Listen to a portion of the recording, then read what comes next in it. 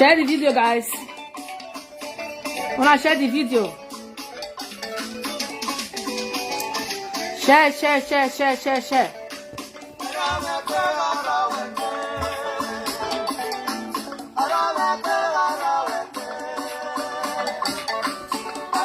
the video.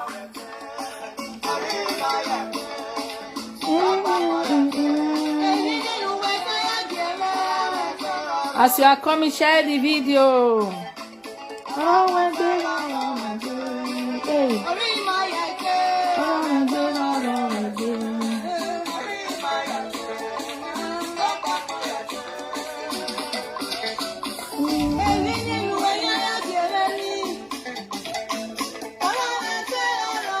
Share, guys.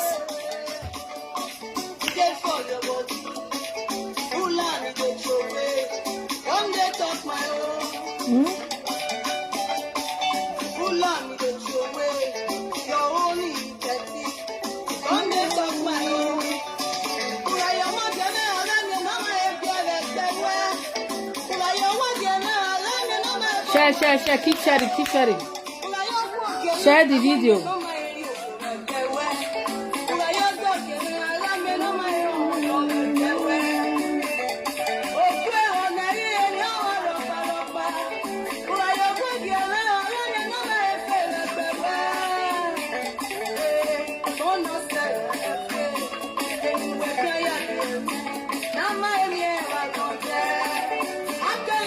Good evening, everyone. Good evening.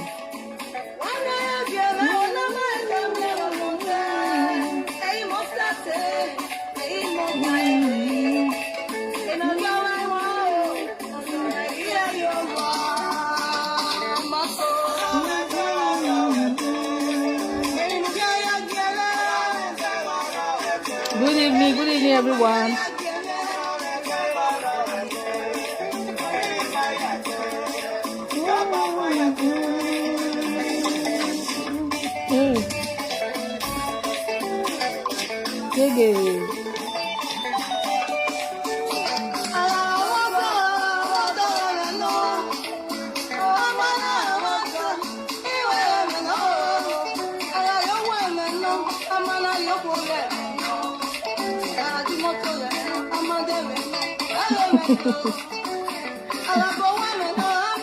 Matiri Toto is fine.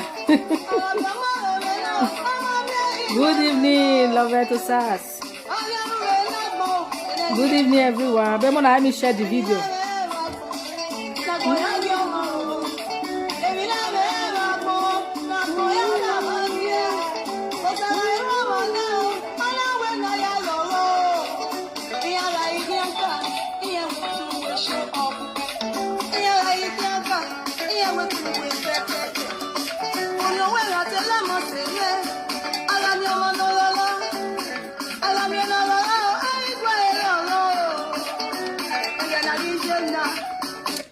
Basta con music. Hello guys, short one. Before I start, I say oh one basket. Mona let me call Pemi ne magba wa ati egun. Pemi Osula, I'm ashamed of you. Pemi, ehwe mu me.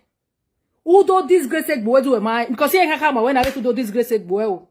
He kama when mama egwin webu ni nya. He kama we to do boy you know.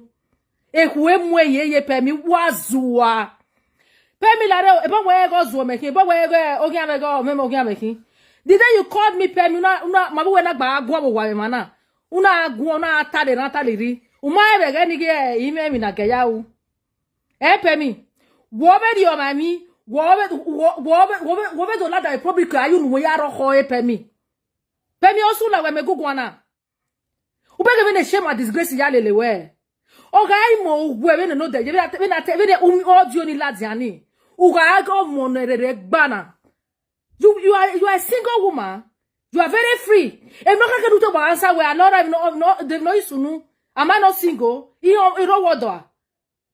can call Frank indoor. Say we no ya je na una la zero onu buga. Because e trade carry ba ni ne. Oya marry ye Kevin. Who wa yan sunwu. He went to Wayaki and Sungu. Ukata we wayawu, anihi, wagayawu, egbok averi oni. Ukpano rovi huo. Where you forgot that you were in this man's life since 2020. Where ukpanaka orovi huo ne, you never stopped him. You must stop here when they rovi huo. You must stop here when we know una ma. Or when we were crushing her for years. Ona winning when I don't winner. But now, we're not doing well because we married Kevin now. Now you know that this man is not good. It's not good for you. He's not good enough. He's not a man to you now. But since 2020, you were with this man. You understand? You were with this man. You never saw the error that time. You never saw it. But a banner where the beggar where only no man say, only no man wear only me ake gbe no ni una me ya ven bo nya gbo salopua aveni ko una me ya ven bo permi una ya ven bo mo le no salopa nya punish we na ona de gbo ri akasa na lawo una unu ya temata no ro una ka wuma okpa ma eva abe efna kinya gbe na why so why you know why aroho why lawa oga king owa oga prince owa get from now on mohelo to bo me gbelu wa kopa mohelo to bo me gbelu wa go me mi wa o we try no sense ni. He's not a married man. Two people to stay clear. I said clear. Sakana ke nware yu wa ya un mo to bo me le ya move wa we ni ni ya mu yu wa we ni ipo ho no ton ya guwa he sakwana nware yuwa ya hu wa sungu oma audio ladia uho wa asuni anyway but if you know you were inside the shoe you could have kept quiet. How to know you are not married? Who want to keep quiet? Okay, I'll do like that. You called me even last 2 weeks here. Did you call me? You want to call me maybe last 2 weeks when you were looking for somebody to give you advice. You know I want to go in that time. Now you came out yesterday and be ranting. Now you know you are rohoe. Sakmano where you on? Yeah? When you called the other day, now the advice. No, I go and go. Let me see you guys now again. Try the rubbish again. I will come out and disgrace you guys myself. I'll babu wayawa. I want to talk why won't I'm not interested. Umarene. I mean, a marriage is a married man. Then when I'm wa.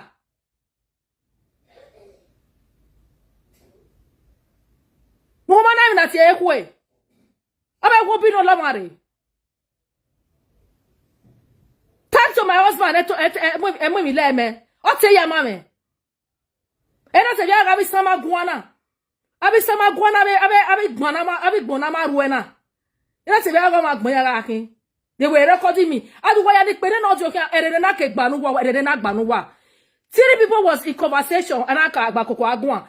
It's just a palace of one person, or Porion Papa, or Porion Papa, or my beg where error river. We no let me we were. We are not where we are. You are disgracing yourself. We won't worry me what disgrace. Buwa disgrace. Buwa. Because I cannot hear Hannah Guan. Peme then we call him and I'm gonna stay for almost 30 minutes for when I live video. In that live video, then I receive a call where side. You were talking. Two of us were in conversation. We were talking together. 2 people were talking. We have a guan. 2 people were talking. As I make it my record audio in my guan, then I don't pay any. It do act for payment or equal woman. Okay, bias. This idiot, this bonfou, this is good for nothing. All play audio here because out of jealousy. It might not say, are you not ashamed of yourself? As young as you are, you knew this man since more than 2 years. You were and we go here the woman who high. we mamu we ure for mission. At the end, now what did you get? We yak bobo yo we na. U said they no go monak borwe. U said they no monak borwe to my end. Sylvia, u say or they no monak borwe. Who believe you? I will say anumeni. I have book more yakara. Anywhere you are going to, you have book more yakara. Who are disgracing me? Eh oh, only my body saw that for me. I go on no look up there. Go here who a pepe then you have book where. My hand and what baby scream now. Okay, I read that audio, that conference call. Have you ever heard a voice of the other person? No. See, on your record the audio you went. Or here taking on manoro up lore. Il est Kevin on matin. Oh, on nous painting on matin. I don't care. I don't give a F. Il m'a care. Il m'a give F. Do mana ene anoué. Guys, emana sino la dia avec la dia webe yaou. Don't say me oh. Don't isakmano ha wine you wa yahu. Sakmano nero we episode ya viola dan nero we online wo. Because e mata. Isakmano okay wine you wa daughter we. I don't want you to send me oh. La wo iwe but wo wa send e gbo wa gbe o. Zara wa la wa gbe. Emana jini ma ele a. Abi o wana a bishop malada we are married. A married man I told that to who can know you are married you wo kan we. Everyone no enegbe yawo. Why you lelele. Okay why ten you one okeke no who want a bad luck in e. O wi yen gite fiege. O fiege na. O what is gese gbuwa. Don't give me ba me make no pa na me ku de. O kwo me ku e. O kwo o me ku e. Oh, who make way? Sakmano can wire you wahun.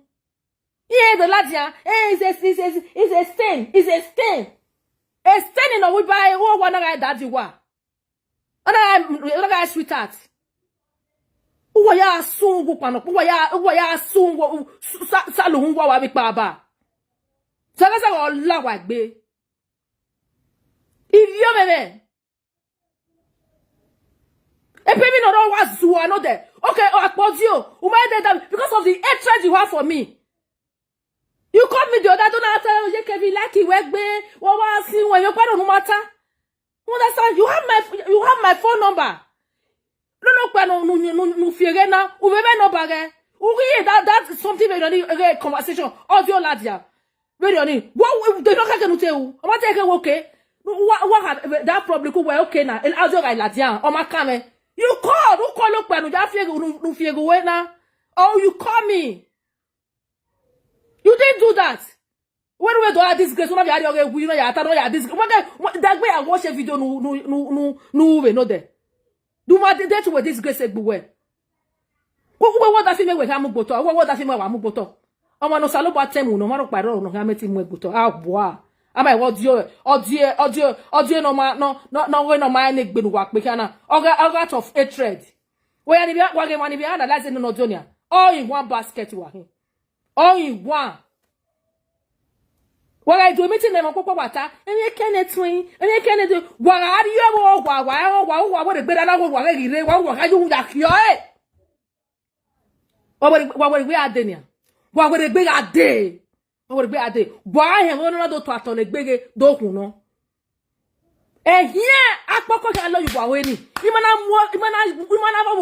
va ekpu wa ni yo to ni je hie. Ehie no gele to ni akpoko ya hu wa e egbe kan hu wa. Abi o ta fo mo pa ka pa no re social media. You people mad.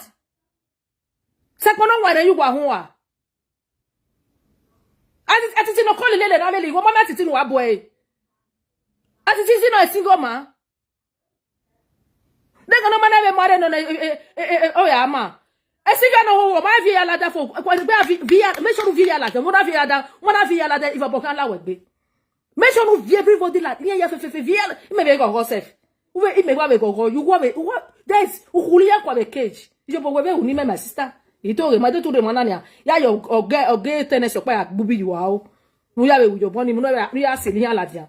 I remember what my call for because many of those people nire na iya hold for men ya magire na many of them Ye ka ho de na single am I so nu viola dani. But here you have any affair with him or mo be viola dan.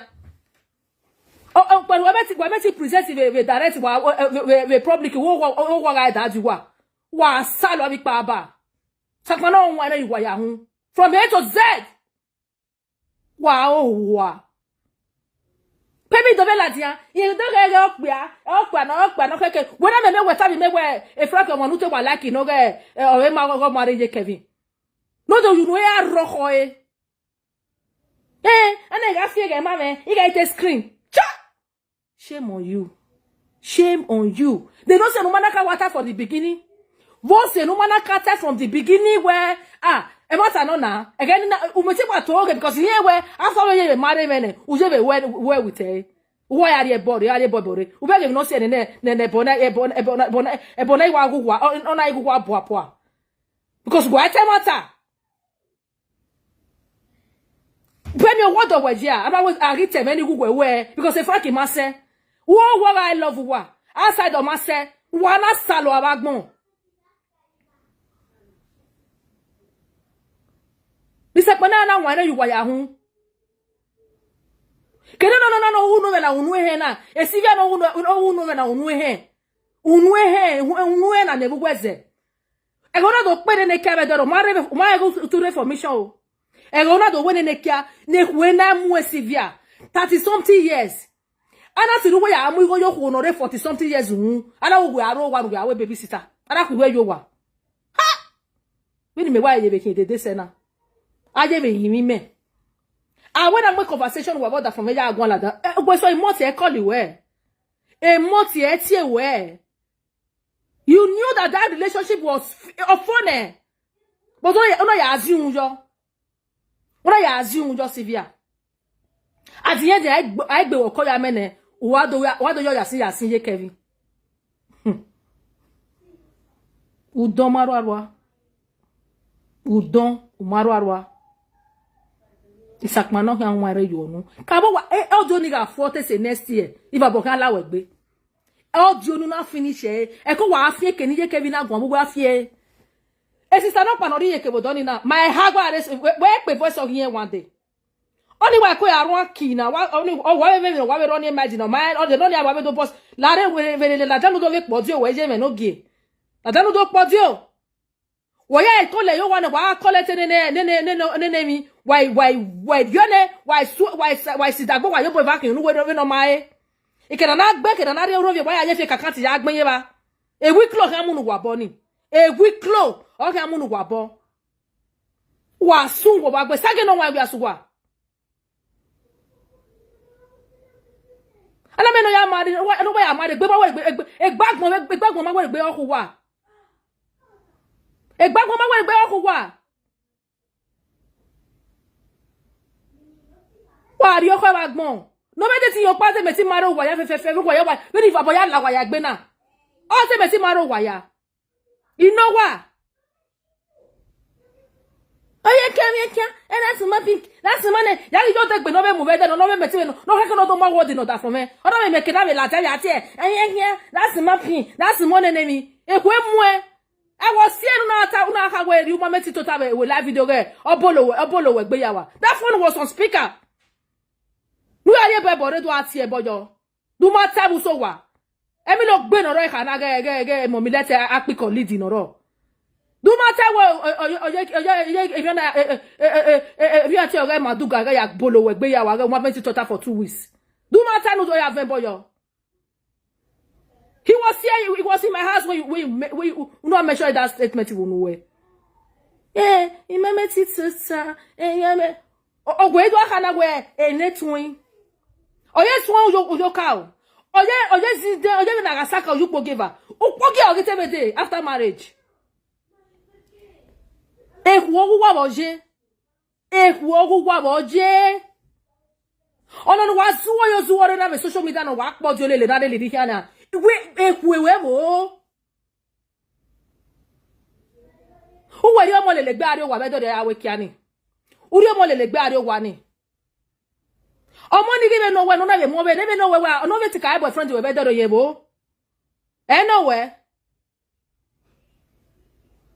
Amo won susu no kire no jila wa.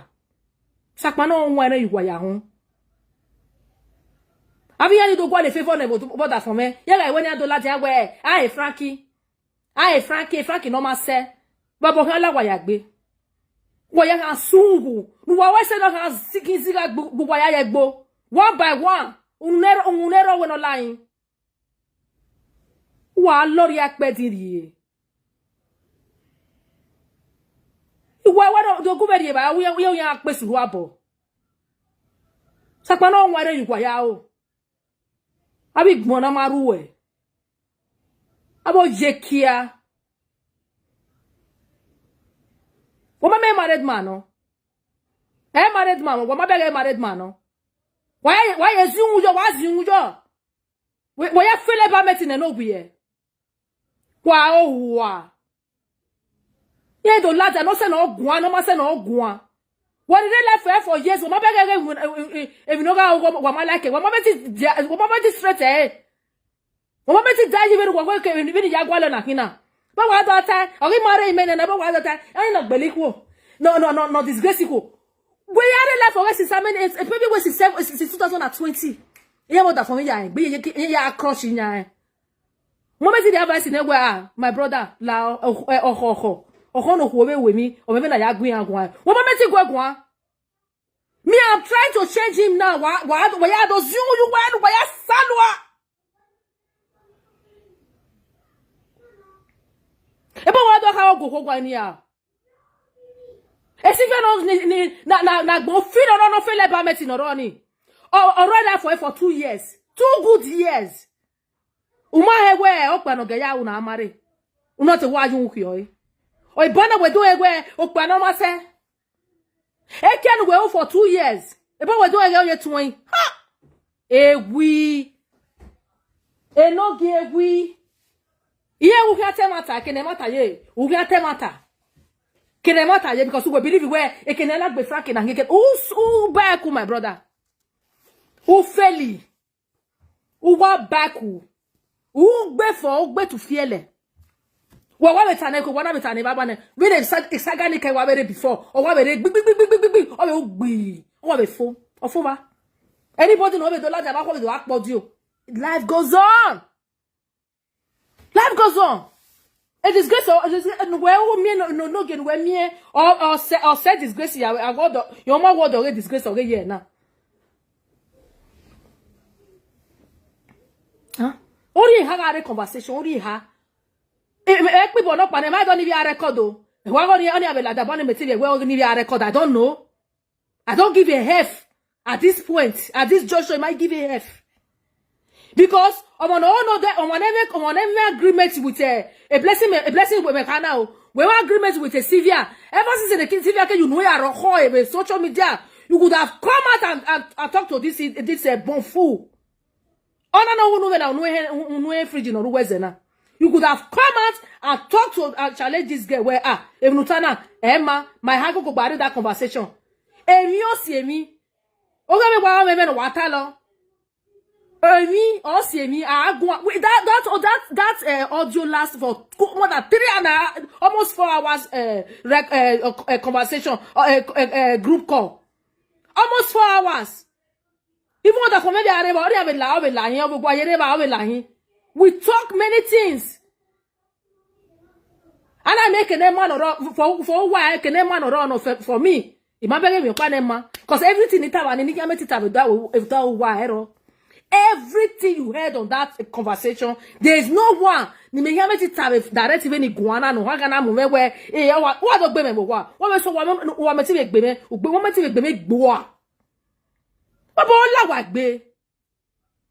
you think you will bring those audio out now a life before? No get why I go. Salaba was said December. Yawe bonaza no yawe mikpo. Igbeson a credit no toro ohun no agona we marriage no ya clo e bonaza ma ya unu e.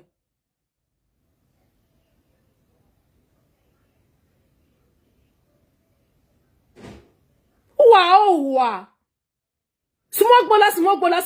Our wife wa ni. Ye wa me work pa be keni ye wa sunwe. Wa anya no we ge. You can't have better who why and way for. This time around, I will be the one to bring those things out by myself personally. He said, "Wa disgrace wa."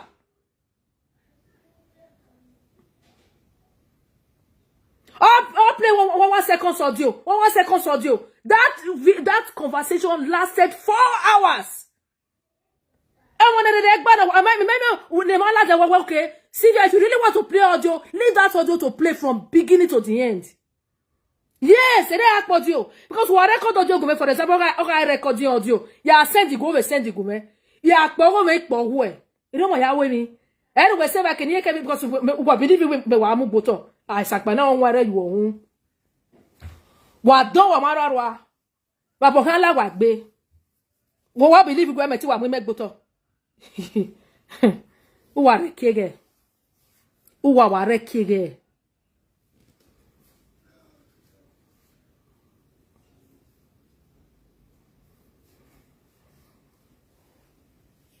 Papa go give me.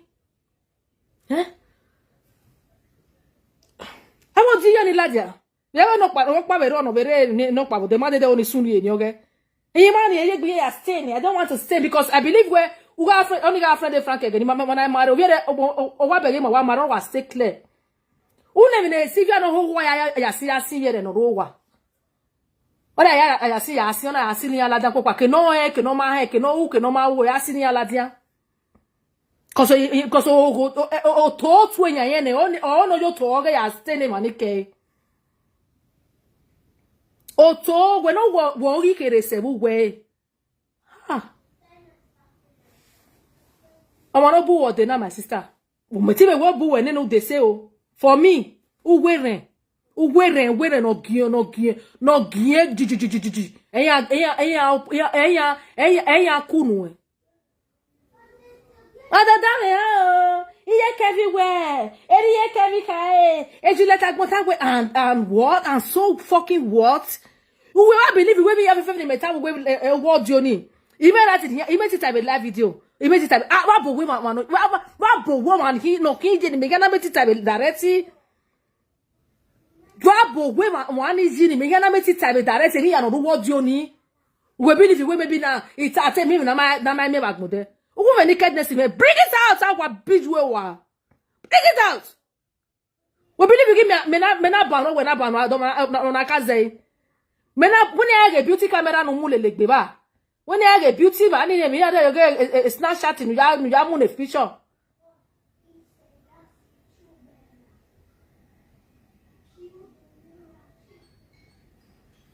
When I get we believe we nakedness me like that way if we am women. Sakma no ware you ohun. Wa o wa gbon. E wa dada me o. Iye Kevin where? Iye Kevin na where? You guys deal with we believe we deal with. Me no word. Ah wa boa. Ah va be you are. Wa o wa gbon. We are go osan go dukun ije o obere o ifrako mozo amagboto omo no salobo ha ne we ameti magboto ewi ekene juwe ma elele bo edoni okopa ya so gbi oti Yoruba iwe lele ya ne bo de rudo ma no kulele rudo ifrako mozo no wetana o boye kuku nu Ibieka, ya gwa ya kunyaze kenyo. Wasu. E pe mi no go no do go ayo afele de bototo. So you come go we because of you to boy bo we you kun wela that wo depression no lo ni. Cause let me just count you where egbe mara we. Cause am na egbe ran e bi e vive no ya bi no de. Ahwa. Me egi me we mi. Me Juliet me egi me we mi. I do vela da do atalo. Ye ge talo ba. Viegita. Iwa unwa, okay. The man we call 6 o'clock in the last 2 weeks. 6 o'clock in the morning.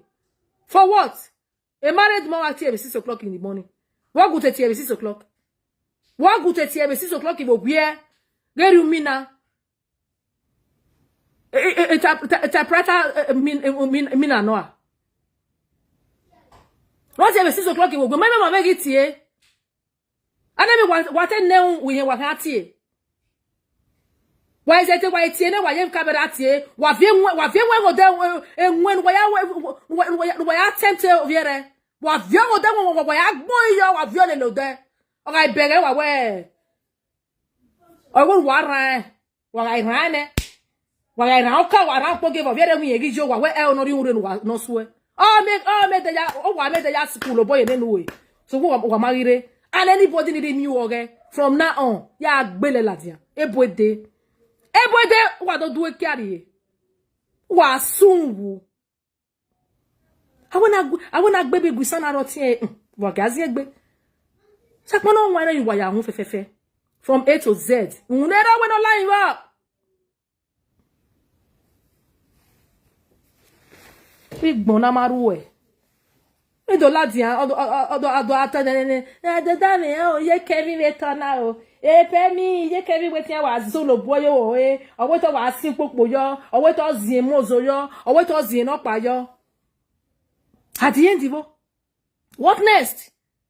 Did she not come out and disgrace herself? Amala do disgrace egbe. Abi wa mami o wa maso.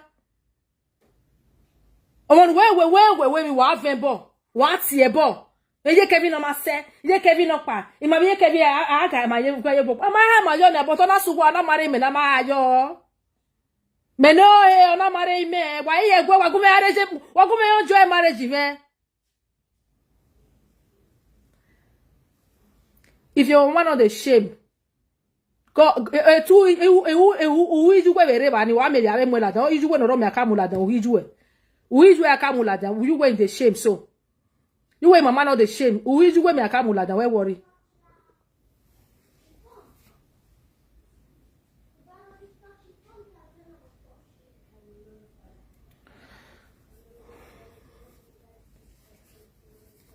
Shakwe no nwa na igwa hu they no radio. I want we be no dey matter. What's the man I don't pay because I even follow her. Oh, I'm not following her because you want to get in a can dig back way. You might not pay. What we be no pa no. Who do tell me no we be no asunu? Who do ta? Dota, what we be way? So no way say me wanna agboma. Yeah, me wanna be agboma for example. If you have the evidence, and if you have the proof, and if you have here we dog agbabu look me tin weather eh. Sakwana on wana igwa hu. Who the fear na the craze? Who the one we ma oni we saga. What believe what me tell you boy mo wa. What me ya? What we do na mi what have you ya here eh?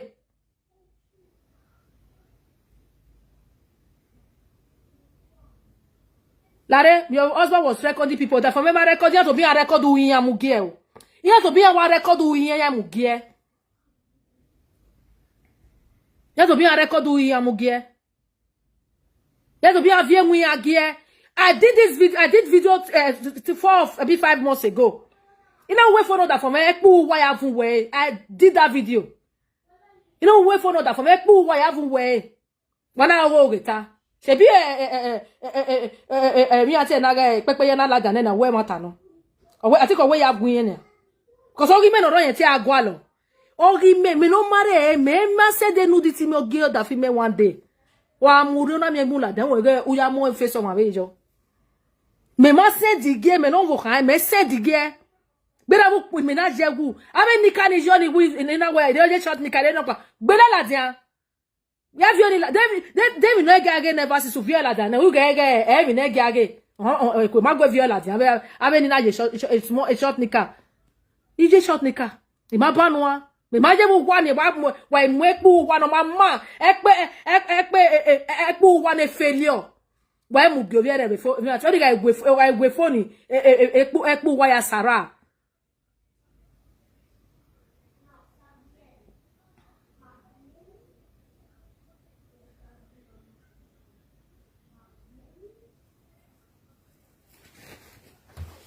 No sense. After 2 years, we are say kokbia. 2 2 years. They know me, mana. They know me, no na mu go jo mo. We na ro wa, we be mommy let's say akpi college, only ko ye say so we. Only rather than na plan a marriage. We ro wa na mu go ji mo. 33 years old girl. And I'm going to go 40 something years. Ekwe mamu, moya da mi vinu yakpu. You see that? You see they get that ghost to come out to the say, hey, ya money ye can't hear. Oh, ya money de oh. Umaka when we friends for good 2 years. We get kun yao. Ma we kun, you go sit there. Ama mare we na mare o ma be. If they don't say the jealousy can take buwa. Oh buwa ke. No, but we since 2020. And when he had that, we matter payment or we are Italy with someone, and we are Italy. No matter who we are. Matter don't go pay me because if you don't know who was so disgusting. Because he might expect it from you. My expect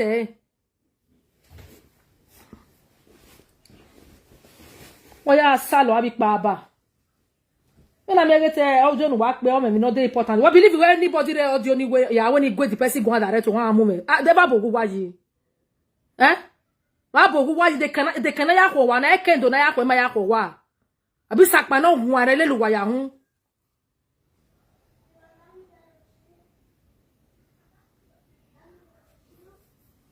Wa sungu. Don't know what hala da bagmona boy don't know we gossip. Everybody gossip. Yes. And ori ha was on that audio. Ori ha that conference call. Ori ha ga ruwe. Ori ha. Akpowok pa kan. Ewi asan yo sare ewi hue, eri pa o, eri pe face, eri yo, eri ne. O san go duhun. Salo ba we se, e ma we bonaza nu wa. Ni jo me yari e ba mi po. Sakma na won ware yu wa hun. Wa o wa gbon. Wa o wa ma so. Awe wo bi. We believe we baby for example, a Frankie ka all friend me before. All friend me. All to see that me marry okpa gugwa. You dey go ya assume where you were. Am I mad? You see asegi le gu ge. Wa yongi. Why ye solo lele married man here? Why you want your first wife, second wife, third wife, fourth wife, you belu wan wagbon? Wow.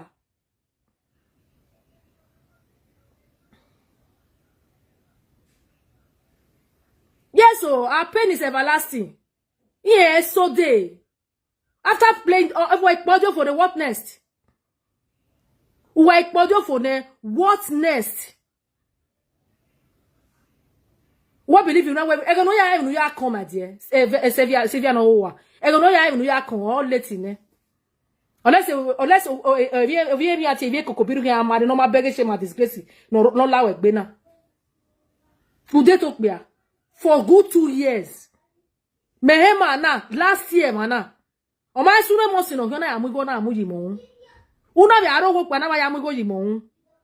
Umare mi okay de nu revi we Una ko mi eche ma disgrace.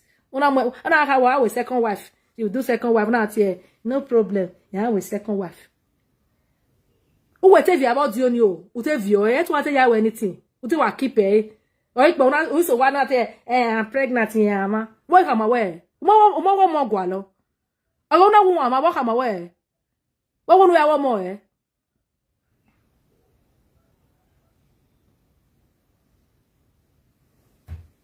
Why we not they live together? Only marry nana.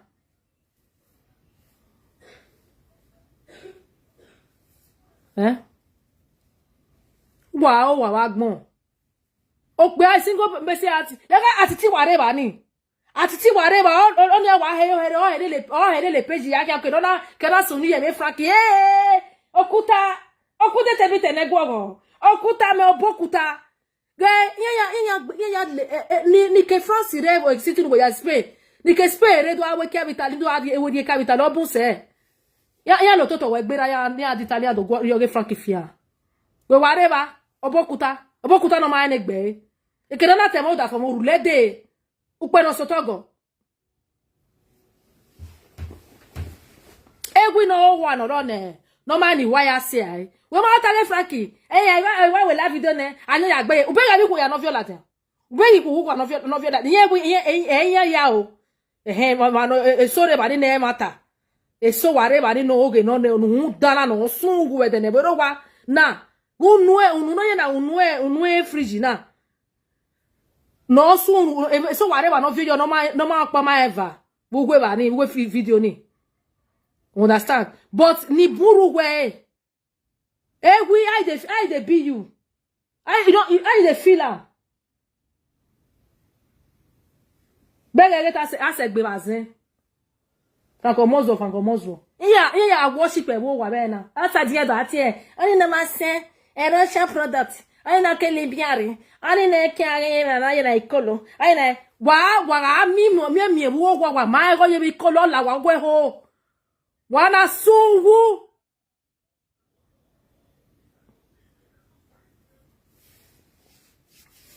E si via giro na do gwi na ba gwi na o sanjo. Ori sanjo ide wo ma se. E lo na ti enwan. Ma go obi pink up ga no. Wa ya ga iwu ne wa we shame at disgrace ga la wa gbe we mission ware. E shame at disgrace ga la wa gbe no we mission tejo the mission na gbu wa hun. Wa na yobu wa ti di na kan mu waje. Wana ho wa bagbon. This one is going to be the first and last. Iya we gbe won pa na we gbe mi opa. Me to be me na ne Juliet yo boy agbe we. Mo do salo won hu on social media na be live video. Mo do salo wa ho wa bagbon. Sakpa no wana you wa ya hun from A to Z. No ne run online wo. If you me.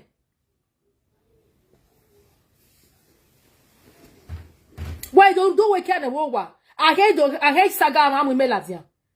Why so so kwe are bedi bodo. Me agbi me bedia. Me aye gbe ya vie saga wa me wa sale ka you wa agbe o.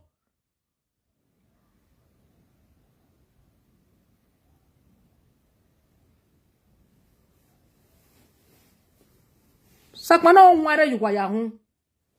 Let's hear me, like any of you. You have to praise God for me where this man, God bless you, you did. Oh, Aniki, Ericano, Ekinkano, Ekanama saying up, a mission you tell you, I must say, I must, where I'm going to be a shovel, where I'm was here, you go one, mama. Wow, Wabagbon. Ah, Vabe, you are.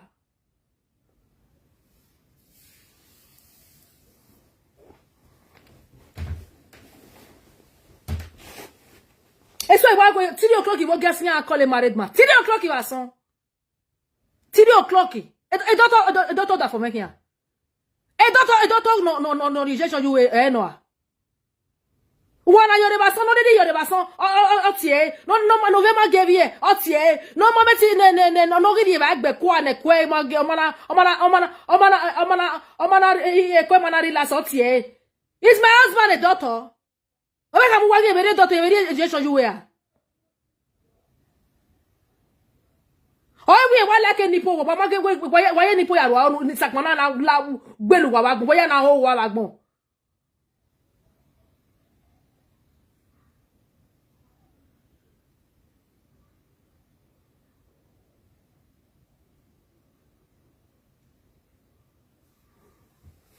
Ab yo khoy. I me kwa ne disgrace ala gbe no be at least you enjoy oh. So we papa mala ya gbe ba te ya hu o be kene toyin ele gwa we mi na pa o be kene toyin o be kene no gwa for wa ni no ri ri we te no we si party won na wa ni e be ri oni ono wa be do disgrace gbe I wo be ri ona at least o wa be ri gbe be wa be bokin nu I be talent oni be de o be do ri oge. Kudos to the ones no wa be you no wa be stay you wa ni ma be ri egbin aladia no dana ge no unu be na unu e fridge na no ya jojo silivier na asini ya latia bobe na be siru kwa be latani kwa be woni ne kane o kan bobe a boss bobe a bold yo yes he friend Victor but I know na marry na he can friend NF years back o wo ya yesu ne resu wala yin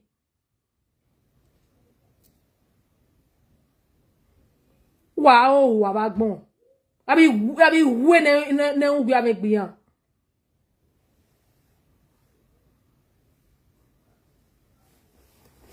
nonsense.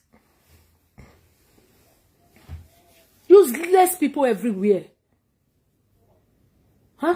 I mean, no me couple when I can make couple no that for me where at least 1 week in year sake or 1 year near sake or give no ya ma. Kudos to Becky. At least only say no ya ma. At least we maybe we sagado de buy.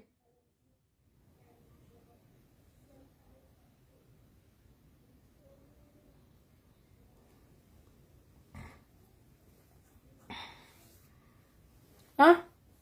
Okpalero no be la that way. Only one la that no was so. I'm not let me come out. I don't want to see you. Please, wanna help me. Wanna jerego. Woman ya black soup ni ya wole ya yoto. A black soup no do ek bi bonore. Ek bi bogo di botu phone e. O di botu phone no re mi atege. E mi atie wo doni ge Spain wo doni. O di botu phone no re. Unwe mi ate nu le o toge black soup nu le o do ya e di se black soup nu we no unu be na ge he na o be do ya ri ba e when we no be for years you are not denying him o be man ba ko do be deny e do deny wow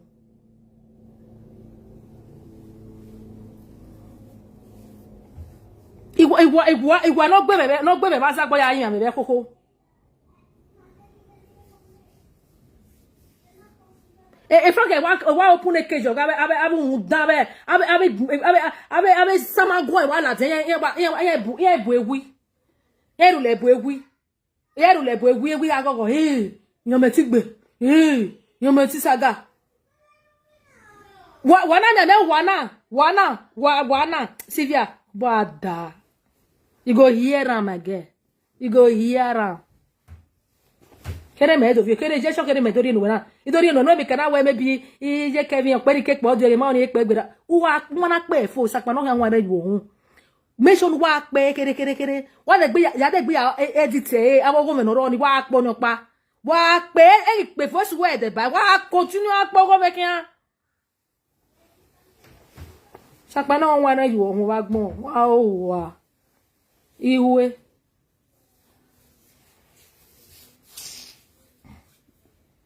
sister no pa no wa we robo no pa odo oni wa he no esunu na o we no ma ho do wa gbon we be ki bo sister no ro na no zuo na ke wa me a blessing no zuo na ke me mama send we ala da we live video we Sylvia no na ma de ge plan work no wife we be de la dana my sister no podio abi we 2025 ha ya sun we ape a because we 3 of us were in that group call. My hagaro. Nesu wa na gbo wa do we kia wa na wa pobo nu wa pobo sezi.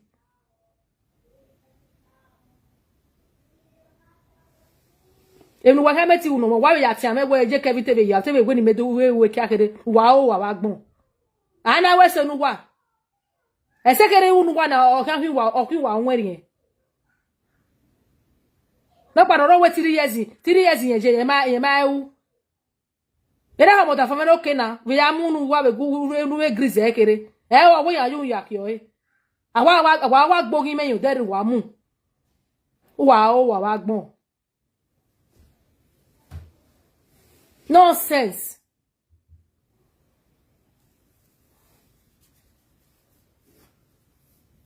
useless set of people ya na ekwe mu we le garo wa ya gegbe oko e pe ma we this man na ma this man na wa mare ye Kevin o ma ka pe go wa ke amare ye Kevin wa ka do ka ma go mare ye Kevin Ye gele we boya mwe. Me meti je boya mwe. Wa mama ti nene bo ke me na we nene bo wa mama mi wa do wa be ya mu. Wa mama mi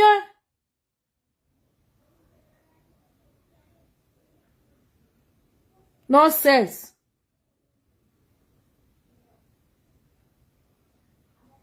Pe me also la say Frank no sin Kpekus. He go ne. E gele ya so we ya screaming. O e ke no ran wela. E go no ya screaming. O e ke no ran wela. O jimi ugankwe. Ye ma we ye ma de uye ye. E bon kaka we no see my o de kaka ye gwe we anything with e ya. O de kaka ye gwe we anything with e. O de kaka ye de we anything with e man I know there. Me o salobo no ko dudu ne no bege no de go na beg na dege. O de say yo da fa me akin oge. We shall know that for me toge. There's nothing on Muleme. Also, don't have news as in a committee now. No one at Tamame. Oh, what Tamame? Also, you have a home because he can't own it. If you go my car on you, on your my partition, girl. If you parent no, can you cannot count, also, ya mame. That is called love. Do a man at ye, make a mwa. Also, when I beko then if you don't know how shaking because he can't on it. Oh, no, he never jealousy. They do again, don't want to work with Gale for 2 years. Uma anything about it, Moyega Atama. Menata Yawa Mawaki, my way, as they walking, me at a walking way, wow, and I imagine maybe I go. Sakmano how whether you are from this time from now on.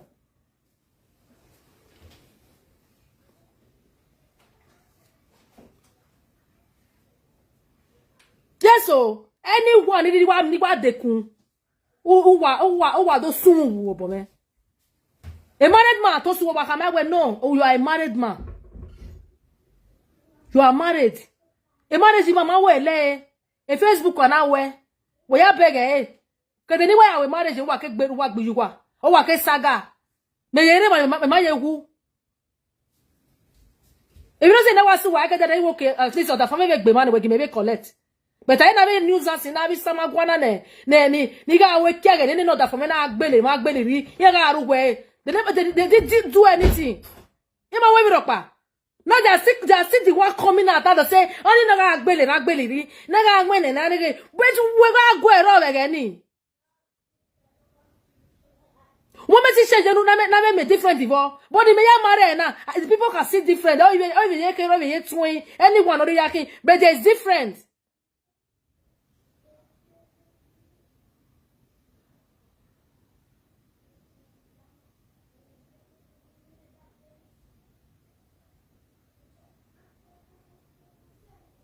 Huh? Nonsense. That's what we do. Why got a better way? I know how to be again.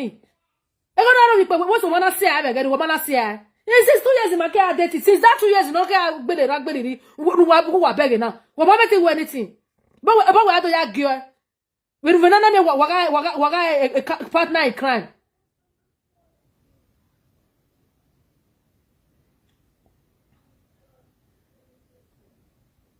I'm not. We don't let her come and play everything on me. We don't play ya. I don't wanna play. Except I don't wanna get a vision. I cannot play. I will play ya from A to Z. And the minute of any time I can still say it. Even to next baby, where they not I want gossip over my making. I was still talking about myself. Yes. And anything even to make baby.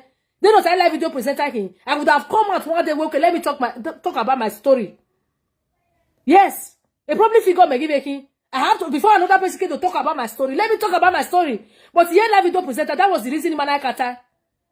Ma wa ga ni ta we wa ga yi o time na ga ta o ije me o ya de lo sisi na te agbele ma wa o. No. Those 4 hours audio that conference call. Emi ga bu no bi money matter, but they never said that the money o. Wait, please go school. Où you want to school? Baba fi kunle lo e ku fi kunle le school. Où lori ape di ba gbon. Ulo de schooler.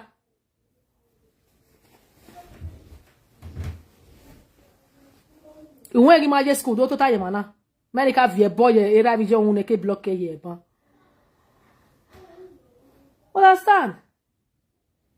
What the women like? Why we praise Egwa? Ukwana Igwa friend, Frank is a nice person. Oh, a baker back on Monogata. You're gonna have a lot of it over here. Later, we will soon ye. You back on Monogata, Frank, everyone, me Frankie, any Frankie, Frank is a nice person. Me Frankie, what Thomas, you know. Any here matter. Hi, Frankie. Any no man say. Hi, Frankie. Any no man say. What they like, please, bossy, but to the lie. What don't live here again? A flight is jiku what the ticket is ya wake ya. What my other Frankie master? I not block you. So you can block a destiny where my blocking. Understand? What my gonna say? Oh, mama say what you cow?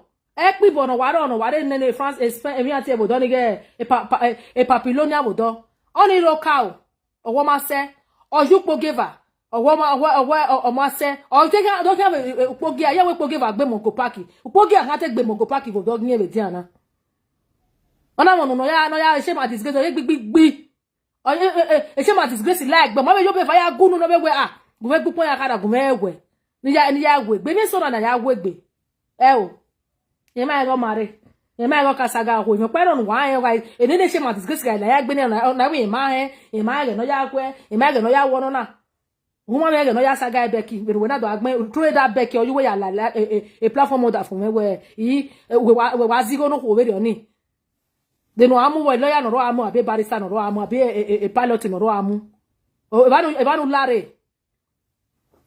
lare kere e de agbe ge be bedi iyo dono no sense tika buwe wa ri oko awe wo binu lo mare agu wa gun e wa go mo gun e bogbe but what believe you have no sense na lo dio no re kwa na meti mo da fi megboto wa toge wa don wa marwa wa ri oko isage no wa we asuwa useless set of people. You know why we why we on a ladder do you why de o ye Kevin yeah disgrace we believe you are disgracing me moi yo me no marry from Victor me marry baba we dey smile me marry you believe you are disgracing moi.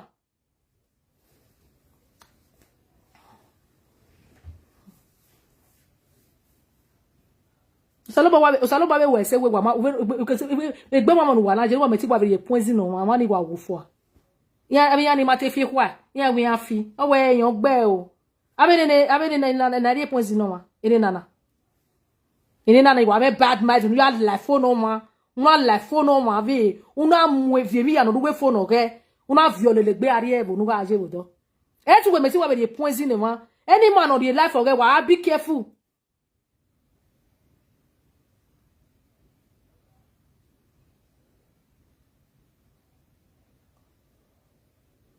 Meta man anyone will be diva mo to bo mesa any e una o ga ekpu e mi o ga enwe no anything ibe cover e amo la de on Facebook gbe the account ni ya use e de ya mo la dian enough is enough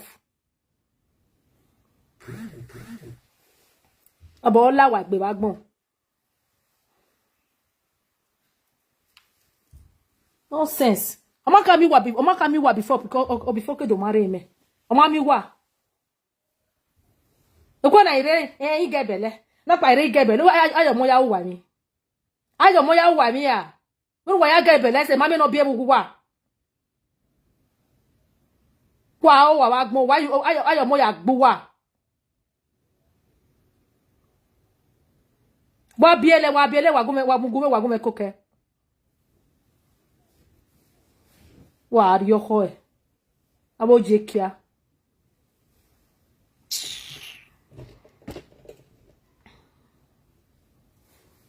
Wa bien no ya bien wa mugume.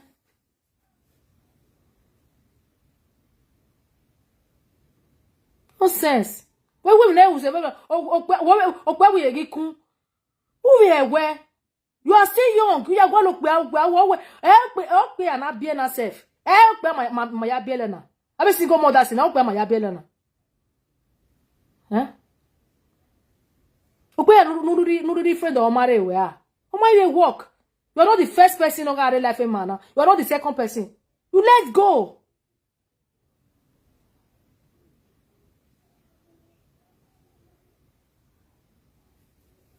Wait to you yakio. Wa mi unwe yakio.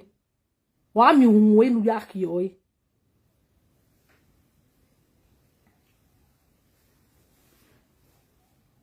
I get belle. I'm pregnant. I'm pregnant.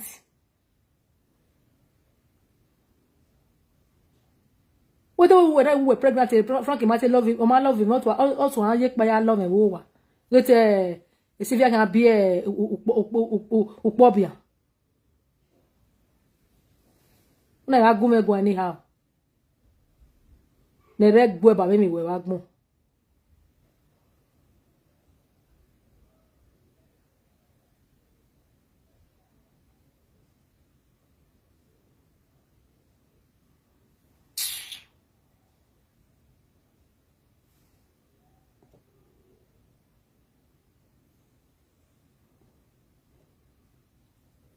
Comment in attitude, the person if I like, but to boys get deleting me. Mama can put your naked picture. She did. How many naked picture we wanna post? Hey, we wanna post now. Me post her. How am I wanna post Vini me na me no me wa he we me send naked picture give me girl that film me de. O Mario wa me ma we wa ti naked no ma we to beg una screenshot error. When I me naked picture me give post we do post. That if to say get an sissy for don't post am as that girl hate me. As she hate me rich. She for don't post am tete to say she get am. She for don't post am. She no get am. She no get am. She no get my naked picture. Don't want that from why we post piano. We post nonsense. Jealousy gbelu wa wagbon. Abe no ma so pa ma save no we na fian you gie. O se na we se nu wa. O na we stay 3 years nana. E ma wu. Ayi we na be do we ania obekin save if you nwere yin agbe. Wo ya fefe waka won eke won. Huh? Meri la we wa kan sun wo.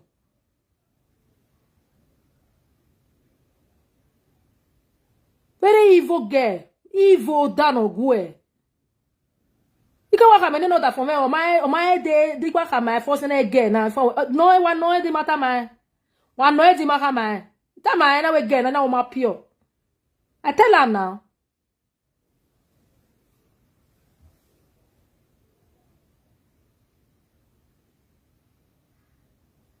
Thank you. Very dark my come out. It was savage will come out. They not they live today. Nonsense. Okay, I get everything when I want. Woman I pay say December next year 2025. But can fear kun lelu. Cause 4 hours or the we yak pay now 1 cent no yak pay now. Woman I pay say 2025 December. If can la we gbe. E ko ari kere my sister because after this one nothing else so. E ko ari kere. We ko ari bien no even na bien emi wo e waka. Wa wagbon. We I want na e di with ye Kevin e di with ye Kevin if ball la we gbe. Asun wo wagbon. Anyway, na we live video see ever since o se ni gbe na re oku we. Let's me o ma no we live video making. Sapona anwa re you are on e. Ayu won bi e ku yin. E mo no o mo na re gele gba na. ona adami audio no ka we audio na e je ke mi pa we wa bu no we bo so na ekpo yan ni ke we voice ni ke ije me no kwa no total no bo na yen bi arugwe ba we ma ekpe voice ono na vaccines wo ma onu bi oga ejo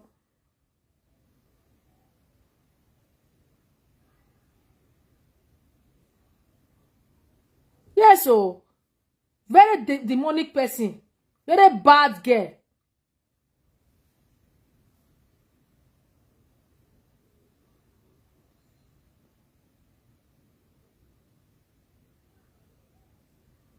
I never ever tell her make she not. I mean, they even beg her and I make she try to play everything.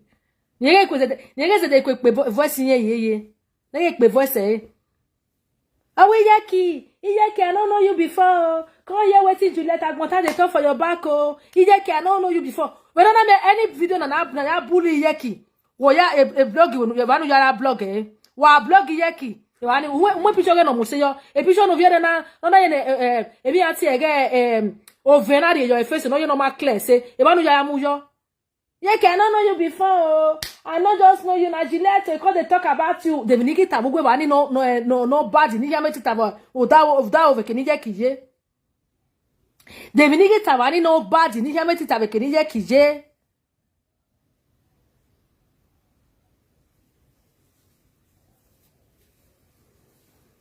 Because of that way you want to arrest in Frank kije na. O ma mo nyime. E standard do nyime we ma se ba. You know Richard. Unyime ro. Erivo. Well, I'm young. After all, I'm young. No years ago, I say 40, 30 something. Maybe I was 30 something before. We make a 30 something. I mean, me like 40. Me like 40 pa. Eh?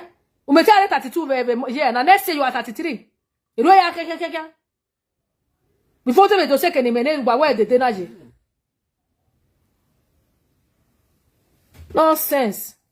Dede na amare dede. Ona amare dede. Ona amare dede. Me no mare dede ma mi no mi dede. Wana o wa bagbon. Ke no we boya mo ke no we boya mo no we boya dai. Wa me ya we bo wa be ado wa yi. Wa me ke no wa no love o kan wa we boya mo. O pera love that phone. O na love that phone wa we boya mo. Wa me we bo wa be amo pa. Wa so gi me ni me ye boya mo wa go ve enjoy. Sapo no wa na yi wa bagbon. Ogi me ye wa ku mejo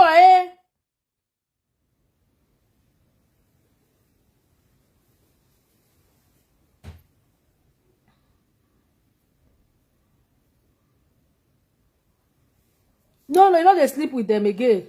Many of these people now when you never marry. Now all these two now this one, especially this one now, no way now. When you do math like fish now, this CV now when they play I don't blog with this oh. Who don't know the person now? This one where you put cap for head. Now I be a dog blog one all of them they go they look watch oh. Now she be this one now real dog blog with this. Not be that one that they see with Snapchat oh. This is the real dog blog now. Where una they see for here. Now she you down. The other one alright. You want me like that? I don't know way. The other lady no right. I don't know way. But if not say now my picture get mana because she was among of us. Not had that conversation. Because of her page. She's a live video, she or we're blogging. I cannot tell her that I don't know the address him now where because here if I party here backing. Understand? Partner in crime here backing. I cannot take address him now where Sylvia I don't look behind on my call for because I'll do my hagaro. On my call for. What bogi me? Wish your mommy on Africa me niente. No me ne friga niente o. O nu ke na akpe supugie. O do no meriele. O pa ne. O fone. O titon. O fone.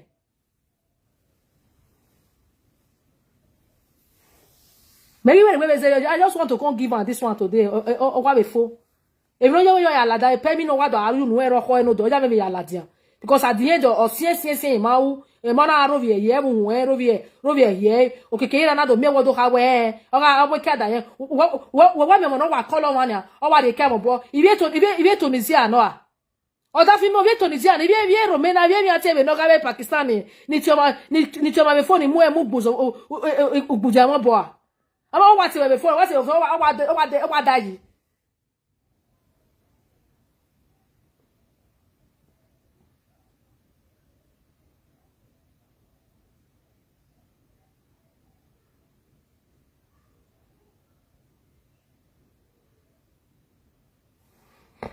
e ba dia block we dia say we imo say ya block when ya say we my me ka say we na nu ka roro ne ba ni wa ya block e ogun me wa block when ya o do ni ba boy afie kun le lo sakmano ya won na you won o do ni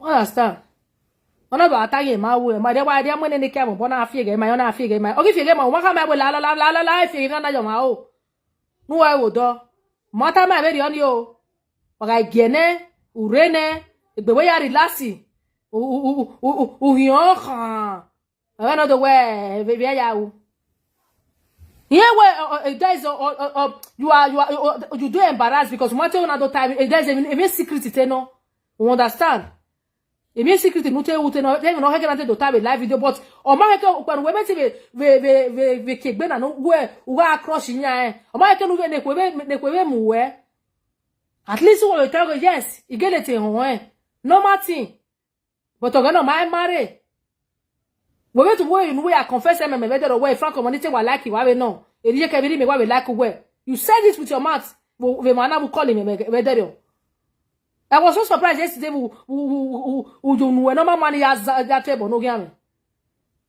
huh did it to dey jare when we na no bagi me we no bagi no pa no we wo fie ge gbe ma we wa koko fie ge kugbo ma be mo pa no we tie ba okay before ke answer mana my bagui you called me last 2 weeks mana who wait me we ke I come now oro wala ta live video wa prove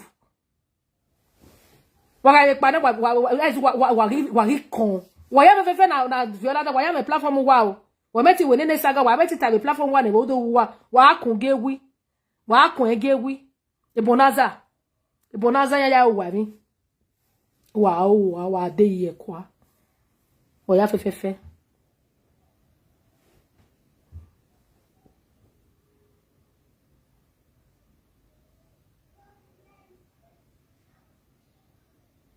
yes o na woman talk ma be mi pa no re ba ni no kaka bo wa sivie wa ni even no ne do mugu no sun wu era bi je sun wu na before o do mugu no ro ni live video man na gwa le picture e bo kan ever since ona to boy na meti gba be ko ona to boy mo no bo kan la dia o phone o ta we yan na gwa le no boy yes yo be mo di suggestion re o do ma be pe di audio wa go so no ma na pe na because yo mo that suggestion re yo so be ata yo call bizugbe idiot na no unu we na unu mi ate na unu e fridge na yo call bizugbe yo we ari €100 ni give bizugbe bizugbe make na gwa le picture mi ate mo rege owo kan edomugu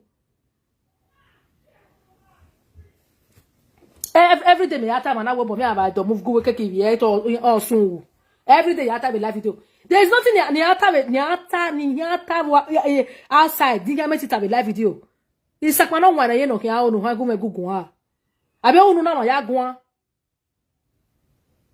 edi no ke abu mi ate wa o be bu mi ate wa ma mo ka ta be dero okoko ikuku e ga gbun na be ni agi si le tuwe ipapu e agi si lo ari mu ko se to gire ba e bo yari shave be na a file wi fon kwa abe gwe na viole a de gbe fi ya latia sakpa no wan yi yan wa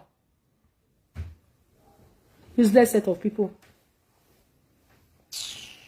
but we encourage yara gbu wa na ba be private wọ́n gi wa ta la da public wa o ne wo ya sin egburu wa na sin su wa la yin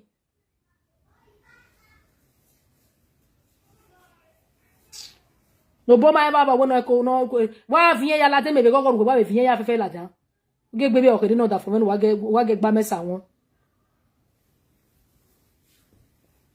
nonsense kudos to the ones no car before ni amego o mare na be na stay clear o se no the other one no lu won mi pogi ni anari uri oko ni anari opan de keri emi amene ge obogbe ni anari edede gumege o no bi le jinya freezer odo ege ebutu no re mi ate bodo odo eyin eva na be ya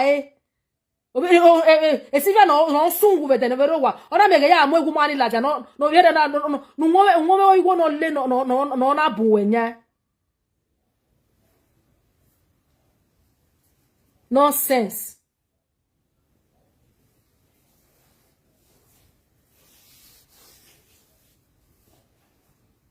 Uriye ba abiere ne wa te beriye ba ma gbo ma. Uriye ba abiere no do a disgrace obiere be public. Obiere ma ye ga arugwe we venu be arugwe. Obiere ma do zuwo venu we ga zuwo na. No ya re mo pisho ga ladian. Because someone who carry this disgrace alone. We no law marry. Sapana on wane you on.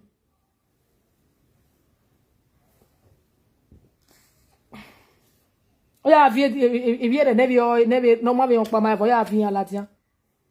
Via ladian. Se que mano viene we que mano da fame we avati na via ladian. Ah sungu. Ugly musheshe.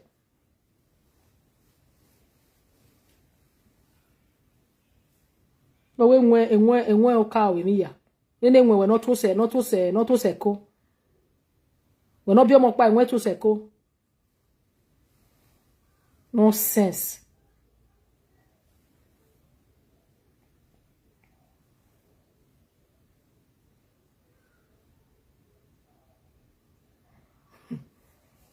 Ese mama let el kale di no don e wa uta ye live video to here ya yo be na son ya robe after 12.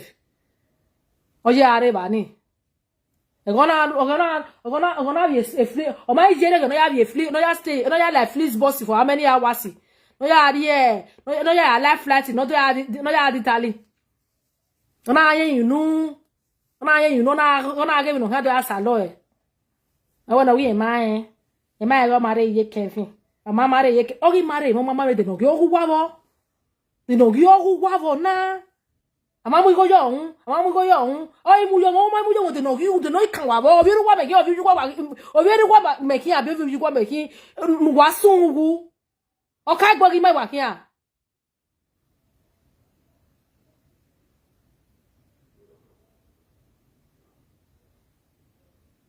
What if this is Sylvia? Who's special? She's using it's not such a beauty camera na beauty camera of this beauty camera when they iPhone na Sylvia na real Sylvia be this one Sylvia na una dey see so when put that cap for head so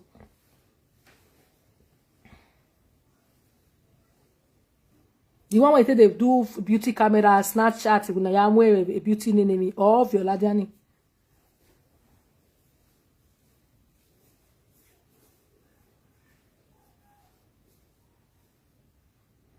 I deal with it. I deal with it. Frankie, as a gbegbe. I may be bawo. As a gbegbe wonu gwevo. Where?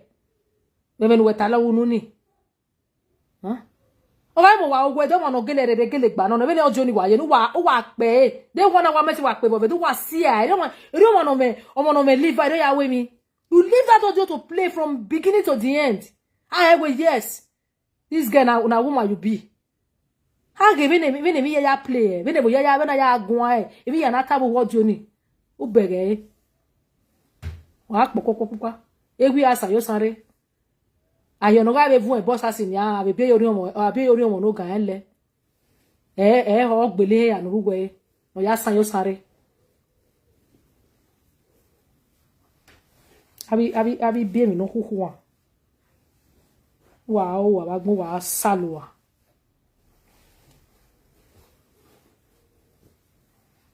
Milaki no no sun wa gbon me de neboro wa no wuyu we baby ni babo le ni me believe go wo ni awe aruwe phone da fam because no aruwe baby ni ya are ne homa no hin no sun we de neboro wa o milekia ne itafia me bogwe oga anya no we maye amaye mi o to ni ama meti do zenegbe o ilada do mo video pa iwe ina gwe ri aya we ri o ha no we ni wa geletani me bo mi bo imo bo mi adam yan imo bo ipa be ake ba ni be na fian gun ena we ni bege Franco Mozwo iye Kevin uwa sungu emi ye Kevin be Franco kan gbo omilekia no na ugwana wa nene mo no wa gbe nene do cyber space na omilano waruwe mo mi na waruwe baby ni go milani no wa nya ni abege we baby oji o ko ke o to iba ni kaso baby mawe waru suwe no waru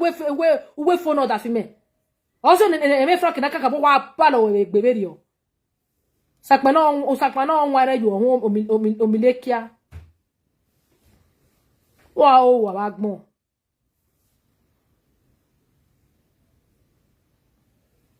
No sense. Yeah, vela jango. Hey, yeah, believe where that phone okay, Frankina. Uwa, toge. Uwa, wagmo. Wa rio ko. I want to get wait when I want to know why agbon wa. No be yata. Am I where there's nothing, no rubbishy. They not deal 1 second in no play. Egbe ma wo wa. Ojo na ma ake no kede ake no kede.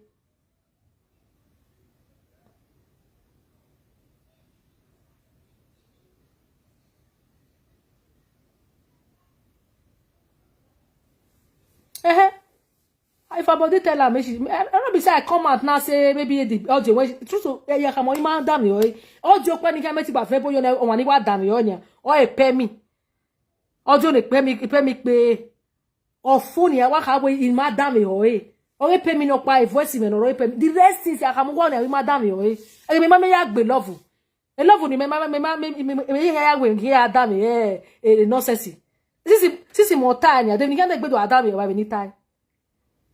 There's nothing to listen to. Oh no, okay, ladia. He didn't hear me, but other way time, oh. Was it? If not that, where at least all taking up when you beta, kekebene. Nije no one no we don't want no beta. Ok be ya, you know my yak bodio. Any ek be ni. Eri asho ge pe mi osula, ok ka bo da me no na do aro vie ye mu e. We mi no egin ye u. Ke na do mi ekwe e mata no ga afie ge ma yo ma begu yin. I get boy we get father. Thank you for who give me that star. God bless you. Nonsense. Okay, marry to be frank and sincere now. Oh, ikuno ya no we my married man now. They no pare ke ya la no do atin ashi wele. The reason they ya atin ashi wele. The reason no pare ke ya la no do atin ashi wele. Just ask me the reason no how we in a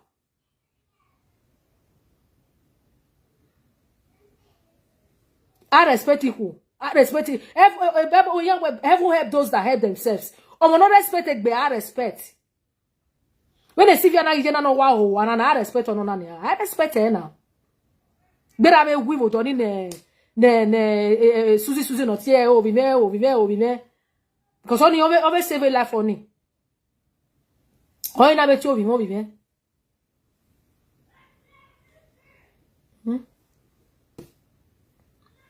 I respect you now. No matter when no matter.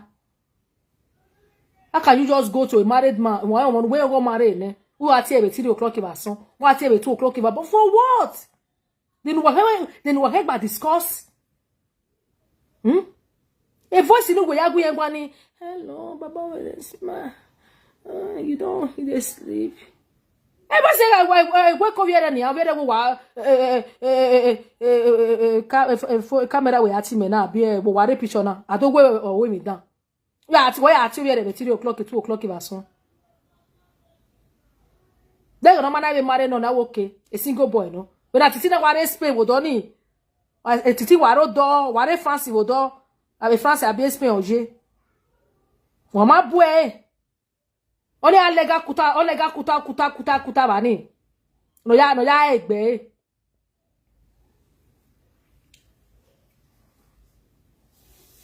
Nonsense people.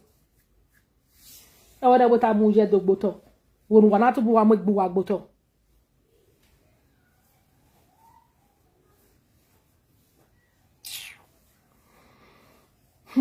No do well, Jerry.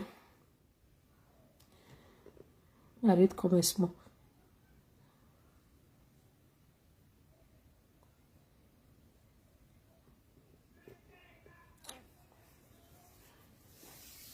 So Sylvia no don't pay ya for make sure no pay ya for even now why be my sister ma be zi me be ton we editing we wa edit ni na ya udo we ko fi akere ma even no kwa waje when no kwa oje who we tell we wa because I have nonsense in that before but I for make I take go we gwan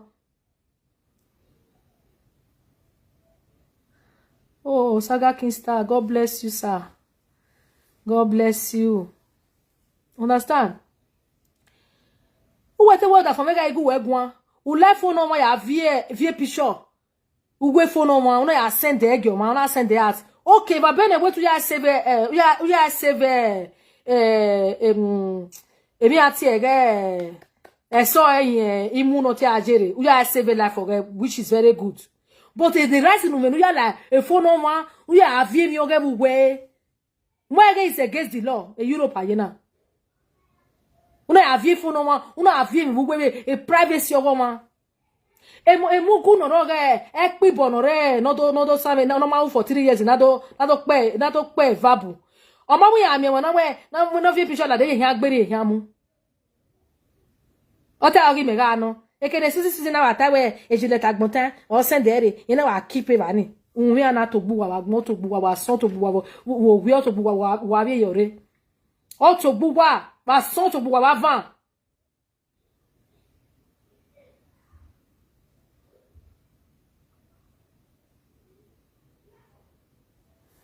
Now God they punish you. No be as yourself still can't dey here. Now can't they do over sabi. No be say they do and follow and when you say they do and we are going block it blockage when you no soon we back more but then we rowa. It might me up bad. Nonsense. Saga King Star and God go bless you, sir. Thank you. God bless you. Ekpo no keri radio. God bless you, sir.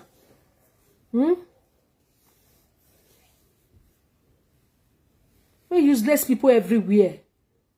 But for me, what head ya can 2-1 man wa ma pe wa ma gbetu noro. Wa ma gbetu noro wa ya can 2-1 okototo. Nonsense.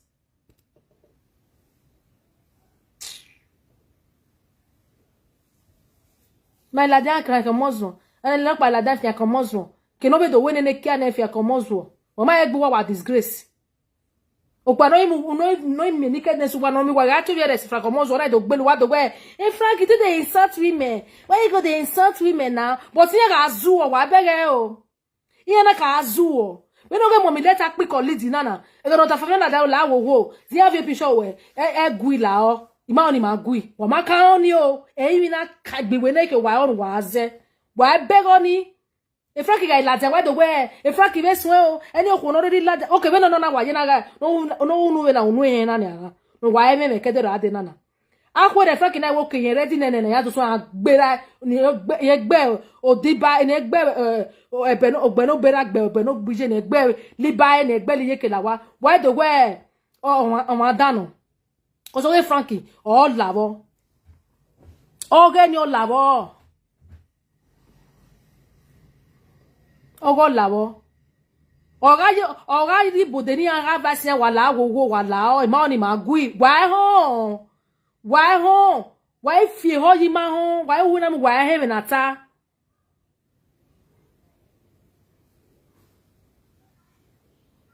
Okay, la dana do songe baba na why we jeme o Frankie ve sun o a manage Frankie. Okay, won no me dori egbe la dian. E mo mi leta quick on lady.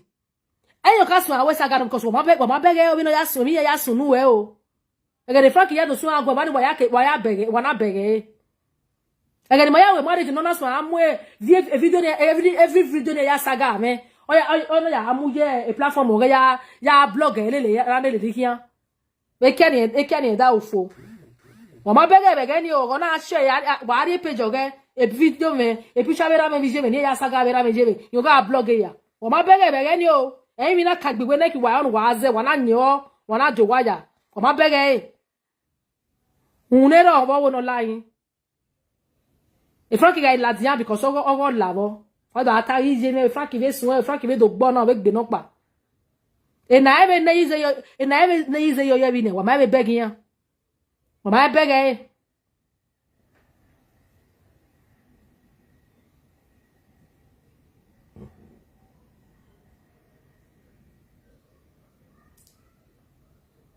ya mare de no ya mare de na gemi so we change so do saba space na wa bege ni je lo si agbelu wa te fu ma so ma ba we ba te o we ya te ya wo ni na ye kia ne twen ya te ya but wa wu yo wa ni o ma so obo. We know the story. The one was zuo na the Chris. What's I? E says imeno. E says wa. We agwa le says wa. E says ime wa no ze. Sakwana on where you wa. Useless set of people.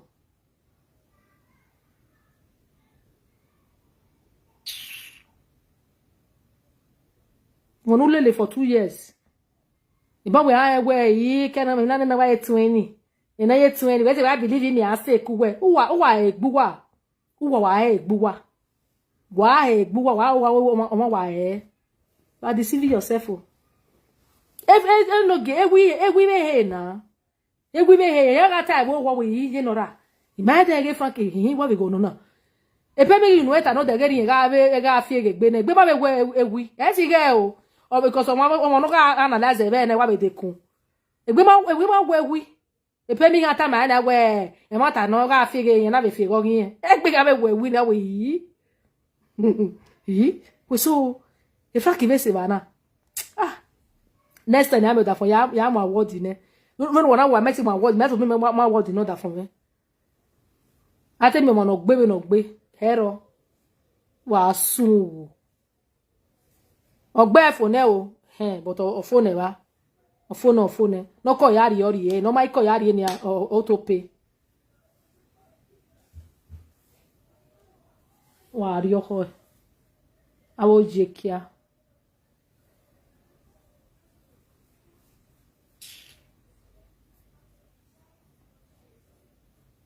Ah, but a young.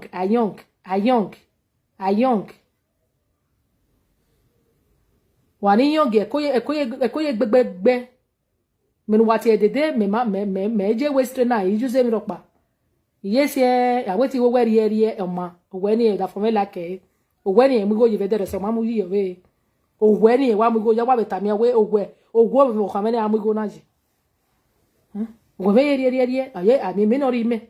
Wano we di gegi no to ama wa mama no riwa odale ni me kole to gi me no we marriage we ne rie wa yun wa je wo we ne rie we no gbe ri wa lo de no we ne rie la iri gbe bete enwe na to amo we ne no ye na oga mo mi leta pe kolitia ino wa ebe ne gbeje ere ko toa me gbe ne gide gbe mo we ti amo we ne o we ne nyanti.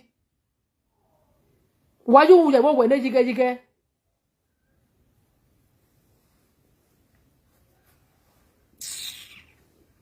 wo me mo ne jige o ya mo we elifatize si o ya muje gbe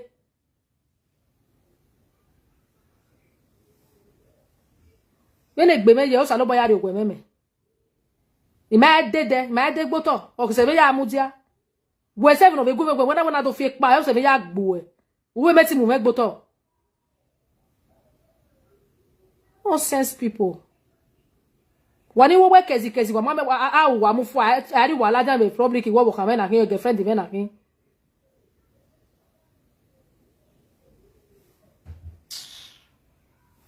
Right from time wa ya zo no me mu la dan wo wa. Right from time. Me make wa gbuwa right from time, right from the very first day no pe na su fe we la wa na. Wo ya bege with okpana ibani va poke wa la wa gbe almost 2 years now va poke wa la wa gbe me de franco pa kon no social media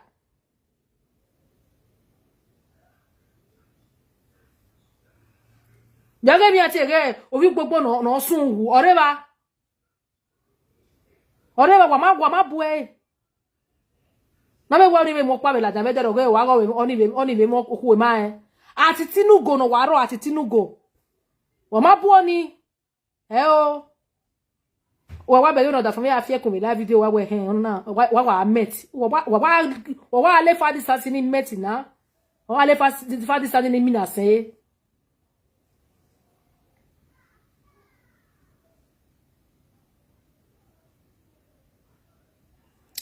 Oh, sorry for not the hear the language now. So, understand? But what I could do anyone mean I say now?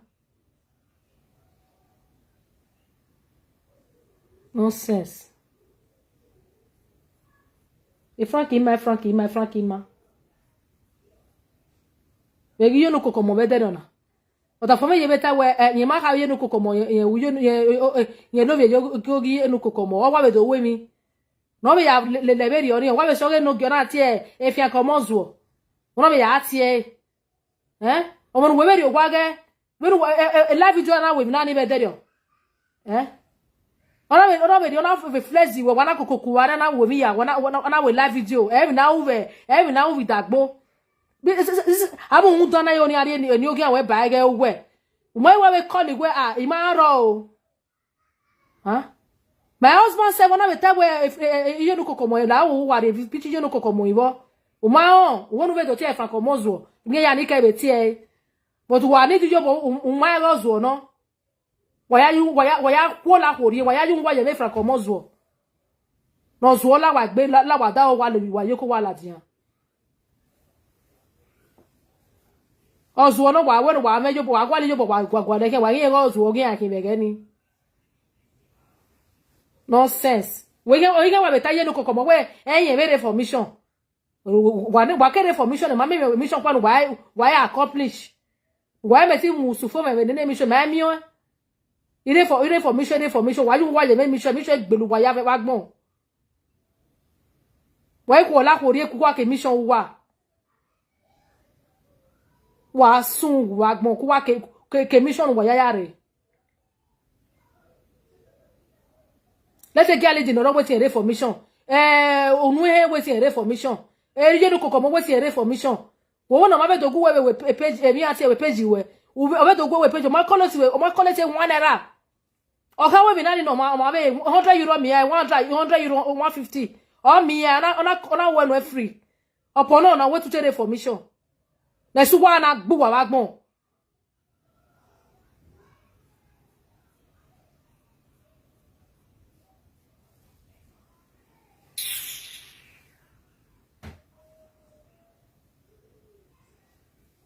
Also no salopa na you go ya go here because every bad might hear anybody.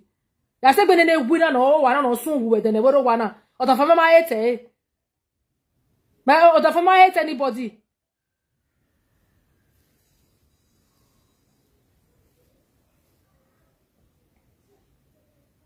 Wa ri oho. Kine na wa me wa na wa te ne yeze ge ya call. Ya call you we.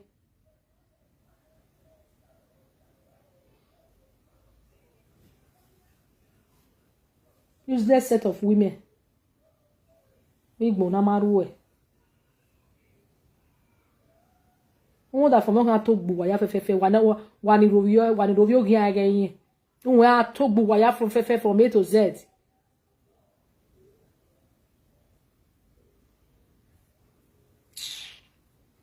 Wa ri oho. I was so surprised you ko komo kwa be bani. The last person I would have expect wa ri bani. Oberu me picture we bani na. Who call nu wa we yoge no ge wa la we picture me ro. Imade ba o. E ma no ya we ne Canada, ma no we ne Canada here. Ne no ya vie format no ma No ya me picture we bai. Uma ho no da for me we ye love ko gian we ne. E ma ba ta here. E ma no ta gian we ma like da for me. Una wa be la dia e fi akomo zuo. Wojo mo wo ye no kokomo no ne ozuo. Sakwana wana you wa ya una from now on. Wa na we wa un ever sisi ma oni awe saga. Ota for we saga ye be we saga. Cause me ameti wa fi bo kwa karun wa ya wa na be news and sinada le wa do aro yo da for me ni ha wa gbe wa. Wa bo fi kunle lu wa.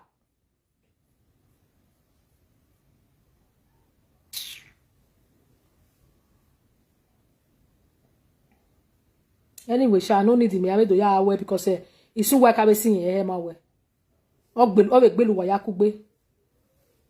De no wa be come be na wa be la de do vi we do we vi onu wa be vi je so yo wa ni sa. Abo ni su wa nu wa pe ni. ya na ekpe no ro me gugu awo ya no pe ni ro ya ni border for me no ro na ekpo ni sani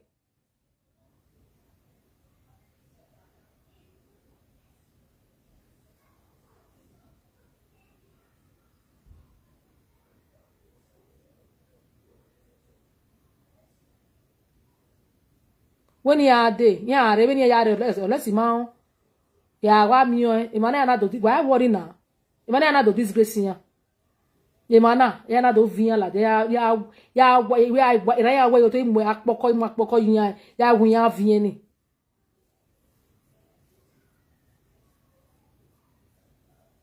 na she be a do blog aka fishmart na she o ye do bloggy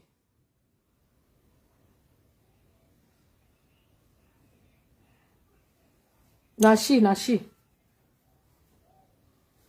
no friend okpa for 2 years okpa na ye see I ona do maro oku no o ma say 6 months when even they put money for my head even they my house any shame my disgrace give say waiting a reformation na do sale kia let's my reformation wo ewe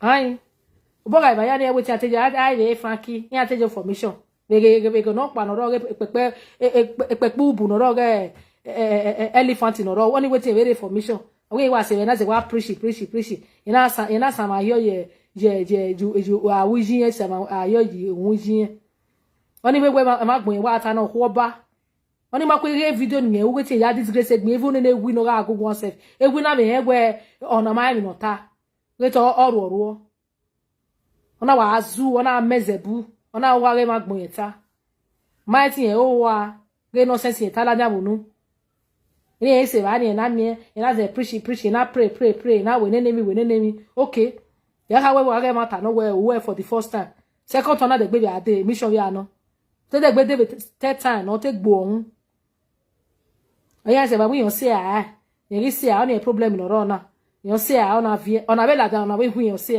we prove wa ya ro to wa we na kwa zin conversation wa ro ba ni na ya hulu wa we na kwa zin na yo we ya gbelu wa we wa na sana oduku sapa na onwa na yiwa ya o wa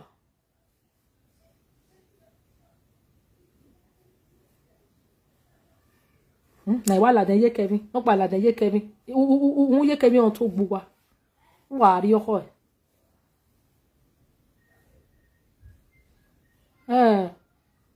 they spend that side we are not totally live video for 10 hours 1000 10 hours 1000 person 1000 ye ge ori 5 ya ge wa no time motor or we do live out do ri ba do ku e mo do ri ba do ku e udo love ye udo we yore ba so ana 2 o'clock wa ya yo o ya re ba ori opa ge wa ge mani de Europe ka ti age Europe ya bi ni America so age ori opa o mana gbon ni kina depression a different way alogo man ogo ni e no kwa wa no e go no wa lo do da fun no wa bi fan o te we say last bus stop ola bi fan ola la me you said the no mo la gbo ru o ma re di journey o de very o re seize o ti are everlasting te ala re o bona ti wa le bo mu we wa da fun me wa mo gbo ma mo we ka o bo ni we la wo ya vie mi kwa re ugwa abo o ho nu fi eji we ya ke 35 ye Kevin jien no kwa ye Kevin no 65 years ya kudos to me 65 years but no 34 we je better be 42 me na 65 e modela me hina me ye nwine Mrs Italia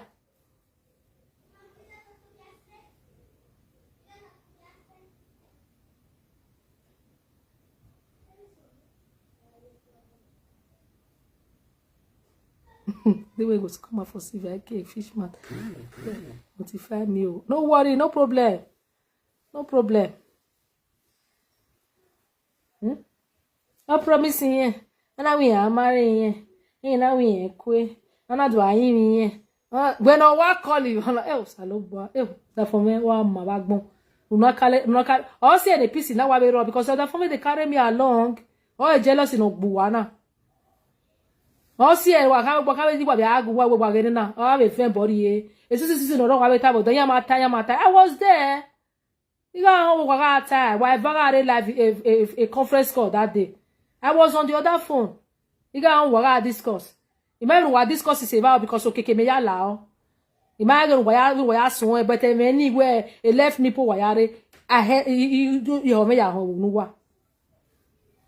You me ya home. Even in the web not the wake that for men and also who bag more a mommy let take me call Lidina. Or better go 1 hour saga. Or tie. That video no go no saga. That damn yo. What we want to tell because uma gere guta but to tie after what drop no me na no Frankie any me marry you know where abi ko na we ya gele have give you ya via onu ya it on na the next thing they will get you then we no via give you whatever nipo no yare na no via de ka wo wa mo ne nipo wa gume guwa da we o be yun o ma na be yun ya to storm o ma na be onu be ju abi gbon wa yo I'ma agbo majo.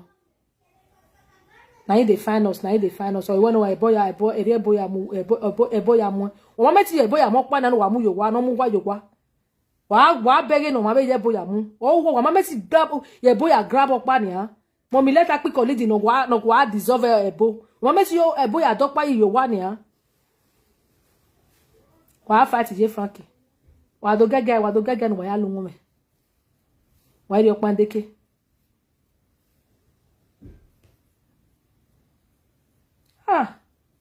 Jealousy wa gbaran gbari. Hiji me jealousy wa gbelu wa ya wa. Okpa na.